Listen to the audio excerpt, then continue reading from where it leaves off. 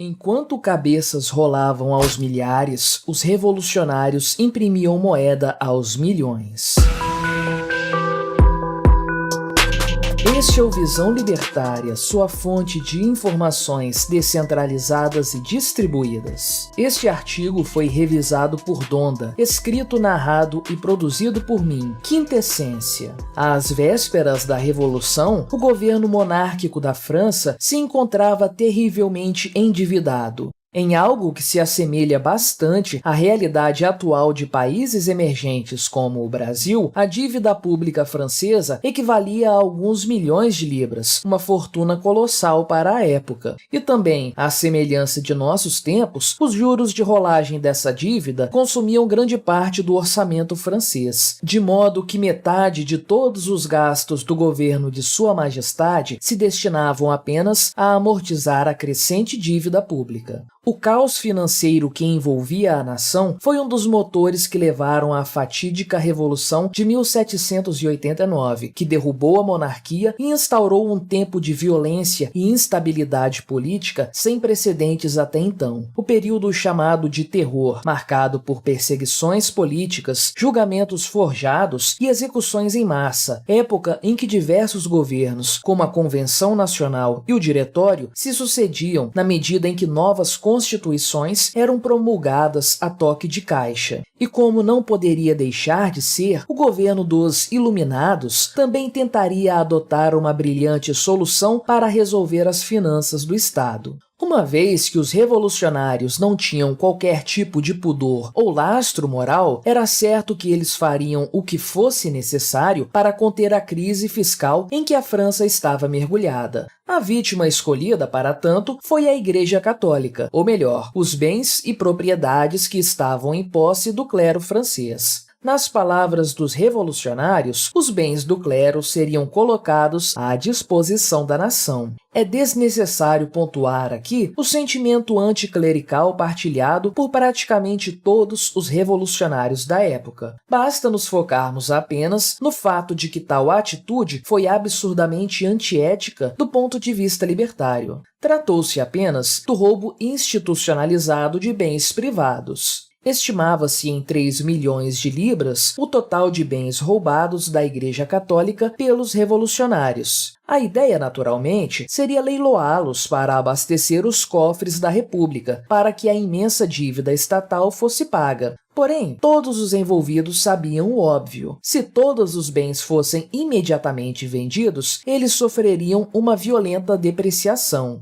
Não se transforma tal quantidade de bens imóveis em dinheiro tão rapidamente, sem que se perca grande parte de seu valor original. Os revolucionários, então, desenvolveram a brilhante ideia de vender, ao invés dos imóveis do clero, títulos de propriedade de tais imóveis, a serem futuramente resgatados por dinheiro. Nascia aí o papel chamado assignat. A coisa toda funcionava da seguinte forma: o governo emitia um assignat, ou seja, um pedaço de papel que representava um compromisso futuro de determinado valor, que equivalia à parte de determinado bem em posse do Estado, a ser futuramente vendido. Quando um leilão fosse realizado, o Estado resgataria alguns assignats e entregaria dinheiro de verdade para seu possuidor, destruindo o papel em seguida. A coisa toda parece muito boa, não é mesmo? O Estado faz circular compromissos de pagamento lastreados não em metais preciosos, mas sim em bens e imóveis, e os resgata futuramente, trocando-os por moeda. De fato, isso poderia até funcionar bem, se não fosse o fato de o próprio Estado estar envolvido nessa história. O governo francês, mais do que depressa, desistiu de destruir os assignats que eram resgatados, apenas despejando-os novamente na economia, enquanto novos papéis eram emitidos. Logo, o valor de face de todos os assignats impressos era muito maior do que o valor total dos bens confiscados da Igreja, e que seriam, em tese, a garantia de pagamento desses títulos. Em outras palavras, os assignats passaram a circular sem qualquer tipo de lastro. Será que isso não nos faz lembrar do nosso dinheiro atual? Dada a conveniência de tais títulos, o governo francês passou a utilizá-los de forma indiscriminada, custeando todas suas despesas com os assignats que eram impressos, em outras palavras, transformando-os em papel moeda. É claro que em pouco tempo a desvalorização de tais papéis saltava aos olhos. Entre 1790 e 1793, os assignats perderam 60% do seu valor, o que certamente destruiu as economias de incontáveis franceses. Os problemas que se seguiram a tal episódio inflacionário são aqueles que nós conhecemos bem: intervenções estatais cada vez maiores na sociedade, com o objetivo de manter a viabilidade da circulação de uma moeda que vale cada vez menos. No decorrer de 1793, o governo revolucionário demonstrou todo o seu autoritarismo ao punir a sociedade francesa pelos erros que o próprio Estado havia cometido. Primeiro, a Bolsa de Valores de Paris foi fechada. Depois, proibiu-se a divulgação de taxas de câmbio, algo que nos lembra bastante proibições semelhantes realizadas pela Venezuela alguns anos atrás. Em seguida, foram estabelecidas multas e penas de prisão para pessoas que se recusassem a receber os assignats ou que os tratassem de forma diferente da moeda metálica. Até que, por fim, em 8 de setembro daquele ano, a não aceitação do assignat como moeda passou a ser punida com a pena de morte. Guilhotina para todos aqueles que se recusarem a aceitar o papelzinho colorido estatal lastreado em honestidade de revolucionário. Na esteira dessas decisões autoritárias e absurdas, acabou por ser proibido também o comércio utilizando moedas metálicas. Porém, como as finanças estatais se deterioravam cada vez mais em função das guerras travadas pelos revolucionários e também por toda a desordem dentro do próprio governo, a dívida apenas crescia e os revolucionários continuavam imprimindo os assignats como se não houvesse o amanhã. Em 1793, havia 5 bilhões de libras francesas em circulação por meio dos assignats. Em meados de 1795, esse total já havia aumentado para 10 bilhões de libras. E em janeiro de 1796, o número de libras francesas em circulação por meio dos assignats chegou a inacreditáveis 45 bilhões. Para se ter uma noção do tamanho de tal tragédia inflacionária, basta ter em mente que os bens do clero francês, que originalmente seriam o lastro dos assignats, valiam cerca de 3 bilhões de libras francesas. Por fim, os próprios revolucionários perceberam o óbvio. Toda aquela desvalorização monetária experimentada pelos franceses era fruto da emissão desenfreada de papel-moeda. Nós conhecemos bem esse roteiro. O governo inunda a economia com uma moeda que não possui qualquer tipo de lastro, pagando suas despesas com esse papel colorido. Ato contínuo, e conforme tal dinheiro estatal circula, os preços tendem a subir, uma vez que a produtividade geral da economia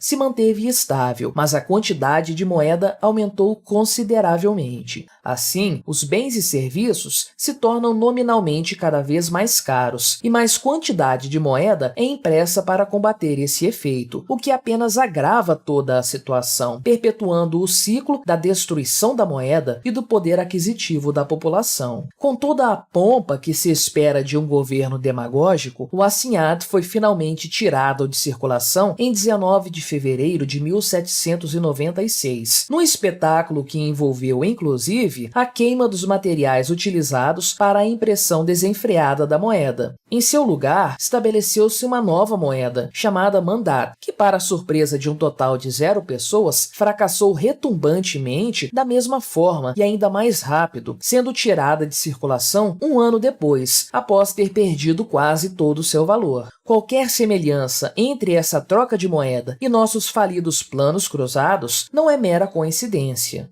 Dentre todas as tragédias causadas pela Revolução Francesa, algumas se destacam. Por exemplo, a morte do rei Luís XVI e de sua rainha, bem como a execução indiscriminada de 40 mil cidadãos franceses, culminando, por fim, com o estabelecimento do Império Francês sob o jugo de Napoleão Bonaparte, um tirano militar que levou 600 mil franceses à morte no rigoroso inverno russo, destruindo grande parte da Europa no processo. Em meio a tantas catástrofes, é até esperado que uma tragédia econômica, como a história dos assignats, fique esquecida. Contudo, ao lembrarmos de tal desastre econômico, nós podemos traçar paralelos com o nosso tempo, aprendendo importantes lições nesse processo. Tudo aquilo que o governo revolucionário francês fez naqueles loucos anos 1790, os governos de nosso tempo também o fazem. Impressão de moedas sem qualquer tipo de lastro para financiamento estatal, criação de leis estapafúrdias para impedir que a moeda estatal desvalorizada seja recusada por todos, planos econômicos mirabolantes que se revelam verdadeiros desastres. Tudo isso, pensado pelos revolucionários franceses, permanece até hoje como prática econômica estatal, tão normalizada que no dia a dia não nos damos conta sequer de quão absurdas são tais medidas. Vivemos na era da moeda sem lastro e de curso forçado. Vivemos a herança da Revolução Francesa. Os pobres franceses daquela época, não obstante sofressem o suficiente durante o terror, com a guilhotina sempre pairando sobre suas cabeças, sofreram também com a hiperinflação causada pelos revolucionários, num experimento econômico que se mostrou um verdadeiro desastre. Infelizmente, os franceses não possuíam outra alternativa, a não ser usar o assignat, o papel estatal lastreado em nada. Porém, embora nós ainda vivamos sob o jugo de medidas estatais tão desastrosas quanto aquelas da época da Revolução, nós possuímos hoje uma alternativa. Afinal de contas, nem mesmo leis estatais, revoluções e guilhotinas são capazes de parar o Bitcoin.